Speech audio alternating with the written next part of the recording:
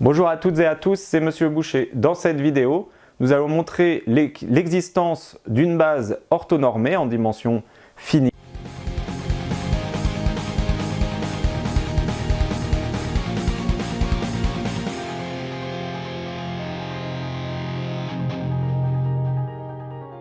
Alors nous allons démontrer ce théorème qui est la combinaison en fait du théorème d'existence d'une base dans un espace euclidien et de l'orthonormalisation de Gram-Schmidt. Ce procédé nous permet évidemment de passer d'une famille libre à une famille orthonormée.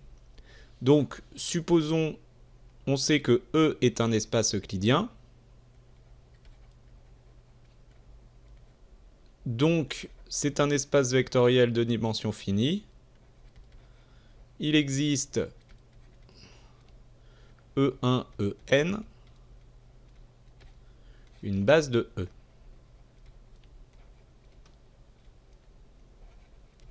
On peut préciser que dimension de E est un nombre n entier naturel. On va déterminer en posant F1 égale E1 sur la norme de E1 et VK plus 1 égale EK plus 1 moins la somme des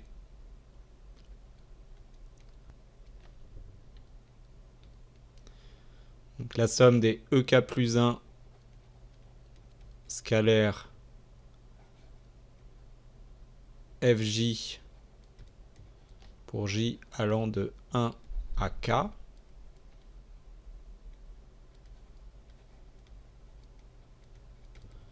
Donc on va poser ces éléments-là par récurrence.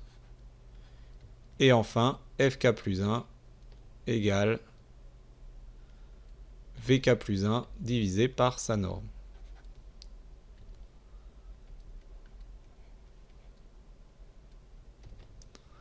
En posant ceci, on définit des vecteurs F1, F2, etc. jusqu'à Fn. On a défini F1, F2, Fn. N vecteurs vérifiant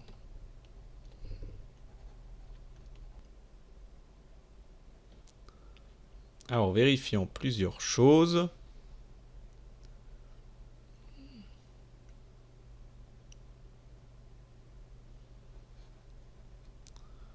F1. Alors, déjà, commençons par le plus simple. Pour tout J appartenant à un N, Fj, la norme de Fj, ça va être la norme de Vj divisé par la norme de Vj. Et donc ça va être 1.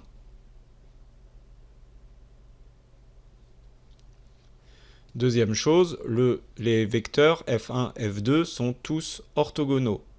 Pourquoi? Parce que pour tout I appartenant à un N, pour tout J appartenant à un N avec I différent de J, évidemment,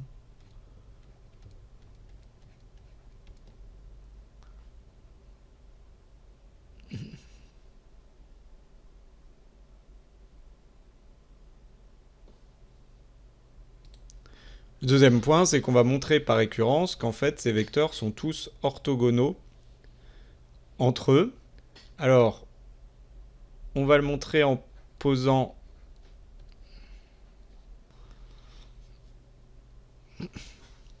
et donc on propose cette propriété à montrer que pour tout J appartenant à un K-1, Fk scalaire Fj est égal à 0.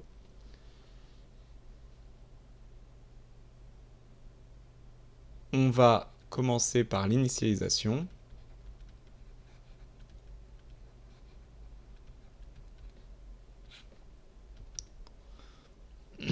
à savoir que... Alors l'initialisation, on a un petit problème, parce qu'on pourrait commencer à 1, mais du coup on aurait pour tout j appartenant à 1, 0, produit scalaire est nul. Ce qui est une propriété évidente. Mais peut-être que ici, on va commencer pour k appartenant égale 2.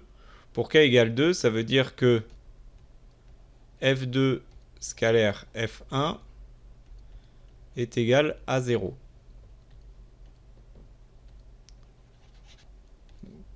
Pour k égale 2, on veut montrer que f2 scalaire f1 est égal à 0. Or, f2, c'est v2 sur la norme de v2. Et v2, c'est e2 moins e2 scalaire f1, f1. Donc on a que v2 scalaire f1, par linéarité, c'est e2 moins e2 scalaire f1,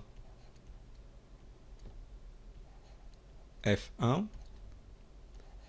scalaire f1. On peut découper notre produit scalaire puisque on a la propriété de linéarité à gauche, e2 scalaire f1 moins e2 scalaire f1 que je peux sortir puisque c'est un réel, scalaire f1 scalaire f1. On se souvient que f1 scalaire f1, c'est la norme de f1 qui ici vaut 1 puisqu'on a normalisé le vecteur f1. Et du coup, on a e2 scalaire f1 moins e2 scalaire f1, ce qui nous donne 0. Donc l'initialisation pour k égale 2 est bien démontrée, P2 est vrai. Alors, normalement, dans une récurrence, on suppose que Pk est vrai, et on va montrer la propriété pour k plus 1. Mais là, c'est un petit peu particulier, parce que si on suppose uniquement que k est vrai, ça veut dire que fk scalaire fj est égal à 0. En fait, dans la démonstration, on va avoir besoin que les fj et les fi sont tous orthogonaux entre eux. Donc on va avoir besoin de toutes les propriétés en réalité. Alors c'est une autre forme de récurrence, mais qui fonctionne aussi.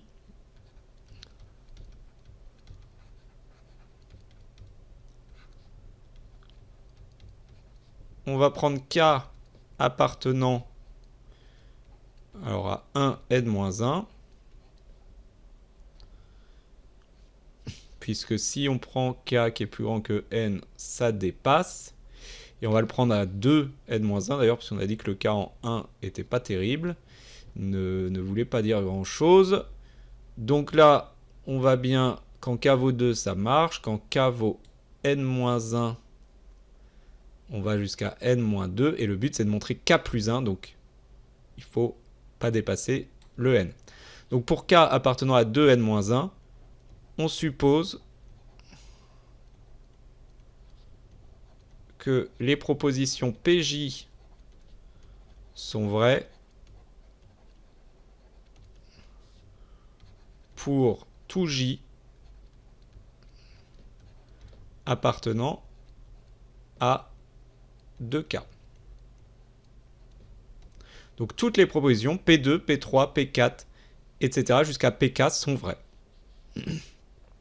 Et on va montrer que Pk plus 1 est vrai. Vous pouvez vous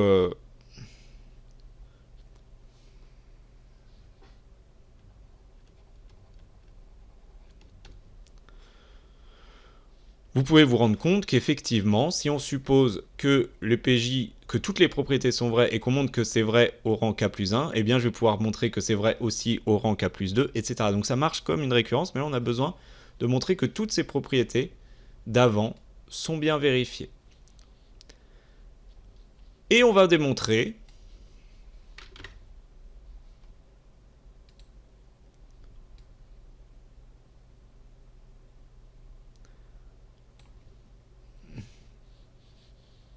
Alors, et on veut montrer que pk plus 1 est vrai, c'est-à-dire que pour tout j appartenant à 1k moins 1, alors 1k cette fois-ci, fk plus 1 fj, scalaire fj égale 0. Alors il nous faut deux choses. Il nous faut tout d'abord fk plus 1, qui est donné par la formule. Donc qui est donné par cette formule-là que j'ai repris d'en haut. Alors ça, pardon, c'était pas le fk plus 1, c'est le vk plus 1. Mais vous avez compris, d'ailleurs, tout à l'heure, dans l'initialisation, on a uniquement montré que v2 scalaire f1 était égal à 0, puisque, en réalité, f2 scalaire f1, c'est la norme de v2, enfin le vecteur v2 sur la norme de v2, f1. Et en sortant la norme de v2, en fait, on a 1 sur la norme de v2 égale à v2 scalaire f1. Donc ici, on a besoin de montrer que les vk sont orthogonaux au reste ou que les f sont orthogonaux, peu importe. Mais on va être précis, effectivement, on a vk plus 1 ici et fk plus 1 qui est vk plus 1 sur la norme des vk plus 1. Et on veut donc montrer que pour tout j appartenant à 1k, donc on va prendre j appartenant à 1k, eh bien, le produit scalaire de vk plus 1 avec fj est tout simplement nul. Alors pour cela, on va écrire ce que c'est, ça va fonctionner comme tout à l'heure. Donc, ek plus 1 moins cette somme-là, mais comme j'ai utilisé le j ici comme hypothèse, je vais plutôt écrire la somme avec des i, donc ça va être la somme de i égale 1 à k des ek plus 1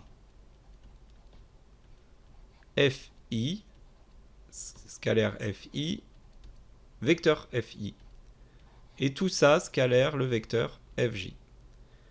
Alors on va avoir ek plus 1 scalaire fj moins le produit scalaire de la somme des i égale 1 à k des ek plus 1 scalaire fi fois le vecteur fi scalaire le vecteur fj. Mais on a une somme ici, il faut voir ça hein, comme la somme des lambda i fi avec lambda i des réels. Donc ici, cette somme des lambda i, je peux la sortir du produit scalaire puisqu'il est linéaire à gauche. Donc on a cette propriété de linéarité. On va avoir ek plus 1 f scalaire fi, fj pardon, qui ne bouge pas, moins la somme des i égale 1 à k, des ek plus 1 scalaire fi, fois le produit scalaire de fi scalaire fj. Pour tout i appartenant à 1k, fi scalaire fj est égal à 0. Pourquoi? Parce que si i est plus grand que j,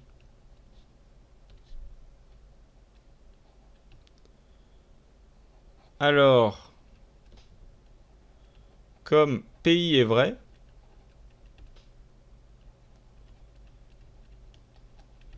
et bien pi nous disait que tous les fj scalaire fi, avec j plus petit, valaient 0. Et si à l'inverse, i était plus petit que j, ben j il est toujours compris entre 1 et k, donc il suffit de dire que c'est pj qui est vrai cette fois-ci.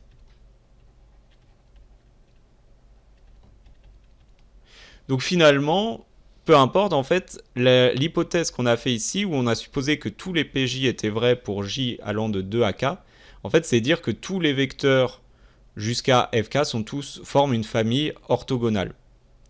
On aurait pu l'écrire comme cela également. Et donc, pour tout i différent de J, eh bien, le produit scalaire ici est 0.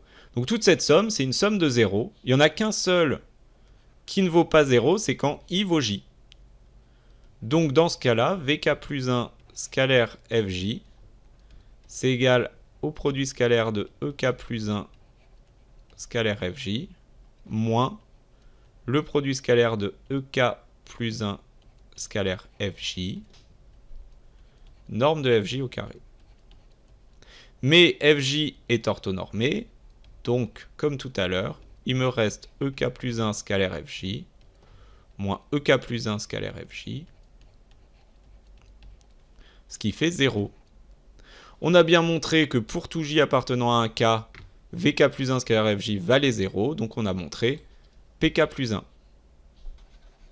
On a montré l'initialisation, on a montré l'hérédité, donc conclusion. Pour tout j, F1, Fn est une famille orthonormée de E. Or, nous devions montrer que c'était une base, mais toute famille orthonormée est libre. Donc, F1, Fn, c'est une famille libre de E. Donc, c'est une famille libre de E, et dimension de E, c'est n. Donc, on a trouvé n vecteurs libres, c'est une base. Ceci démontre cette propriété qu'il existe forcément une base orthonormée de E. Alors évidemment, il ne faut pas savoir la redémontrer. La démonstration, c'est juste Gram-Schmidt, mais il faut connaître Gram-Schmidt. Les méthodes employées sont intéressantes. Et bien entendu, c'est une propriété qui va être très utile en pratique, puisque dès que vous êtes dans un espace vectoriel euclidien, vous pouvez imaginer que vous êtes dans une base orthonormée, même si cette base, vous ne la connaissez pas. Voilà, j'espère que cette démonstration est suffisamment claire. Si vous avez des questions, n'hésitez pas à me les poser en classe ou sur les forums de la classe.